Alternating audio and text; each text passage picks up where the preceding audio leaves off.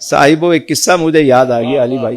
ہم ایک دفعہ عمرے پہ گئے, ہمارے ساتھ مطلب 4-6 لوگ تھے, تو ایک صاحب تھے. اب باقی سب تو کراچی سے ہی پریشان تھے کہ احرام باندھا ہوا ہے, بس جلدی سے احرام اترے. کمفرٹیبل نہیں ہو رہے تھے, ظاہر ہے ہر بندہ تو نہیں ہو پاتا, 2 چادریں پہنی ہوئی ہیں. پورے سفر میں ان کی زبان پر ایک ہی بات تھی کہ بس جلدی سے احرام اتارنا ہے, جلدی سے, عمرہ کب ختم ہوگا, عمرہ کب ختم. انہی میں ایک ہمارے دوست اور تھے, وہ بڑے اطمینان سے سکون سے احرام پہنا, مست ہے, اور جھوم جھوم کر وہ طواف کر رہے ہیں, اور مطلب سارے جتنے بھی مناسک تھے انہوں نے بڑے ادا کیے. اب جیسے عمرہ مکمل ہوا تو سارے دوڑے کہ جا کر جلدی سے بال کٹوائیں اور احرام اتاریں. ہوٹل پہنچے, میں نے دیکھا وہ خاموشی سے نکلا, جا کر ہوٹل پہ جا کے سو گیا احرام کے ساتھ ہی. بال کٹوانے کی کوئی جلدی نہیں تھی اس کو. میں نے دیکھا رش لگا ہوا, وہ وہاں چلے گیا. میں نے اس سے پوچھا کہ یار سب جلدی میں ہیں, تم جلدی میں نہیں ہو؟ تو اس نے کہا کہ یہ جو 2 چادریں ہیں نا, آج جتنا مزہ مجھے اسے پہن کے آ رہا ہے نا, اور میں تو طواف کرتے ہوئے, سعی کرتے ہوئے پورے سفر میں یہ سوچ رہا تھا کہ میرے حضور نے ایسا ہی احرام پہنا ہوگا. اب دیکھیے ایک ہی چیز ہے, ایک بندہ اس احرام کو مجبور ہو کے پہن رہا ہے, اور ایک اسی احرام کو مسرور ہو کے پہن رہا ہے. دوستوں نے کہا کہ ہم سفر شروع کرتے ہیں, طائف چلتے ہیں. تو تقریباً ایک گاڑی کا انتظام کیا گیا کہ سب مل کے جائیں گے طائف. ان صاحب سے کہا کہ طائف چلو, کہنے لگے میں تو نہیں جاتا. تو بھائی سارے تیار ہو گئے, آپ کیوں نہیں جا رہے؟ کہنے لگے کہ نہیں بس مجھے طائف نہیں جانا. میں نے کہا خیریت, کیوں نہیں جانا؟ ٹھنڈا علاقہ ہے, یہاں اتنی گرمی ہے, وہاں چلیں گے. کہنے لگے کہ میں طائف کا جب بھی پڑھتا ہوں سنتا ہوں نا, میری کیفیت بدل جاتی.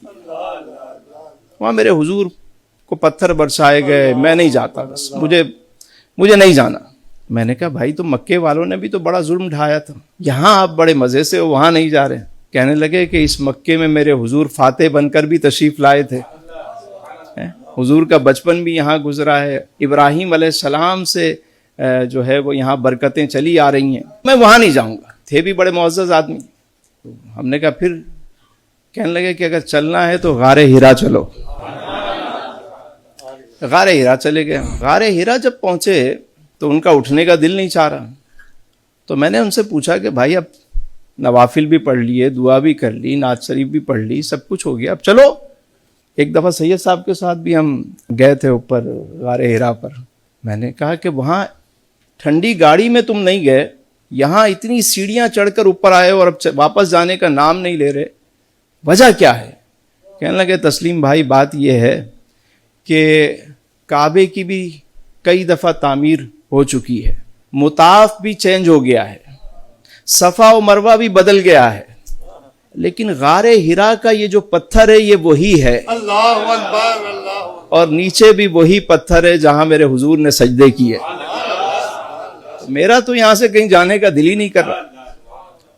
اب کچھ دوست تھے جو ہر وقت وہاں جتنی دیر بیٹھے یار بڑا درد ہو رہا ہے, بڑی تکلیف ہو رہی ہے, بہت سیڑھیاں چڑھنی پڑیں, اور دوسرا تھا وہ جھوم رہا تھا بیٹھ کر, اس خیال میں گم تھا. ٹھیک ہے, کسی کو جو ہے وہ ستم لگ رہا تھا اور کسی کو وہ کرم لگ رہا تھا. تو بات یہ ہے کہ روزے کو اگر آپ مجبور ہو کے رکھیں گے تو بات اور ہوگی, لیکن اسی روزے کو اگر عشق و محبت سے رکھیں گے, عشق والا روزہ رکھیں گے, تو بات اور ہوگی.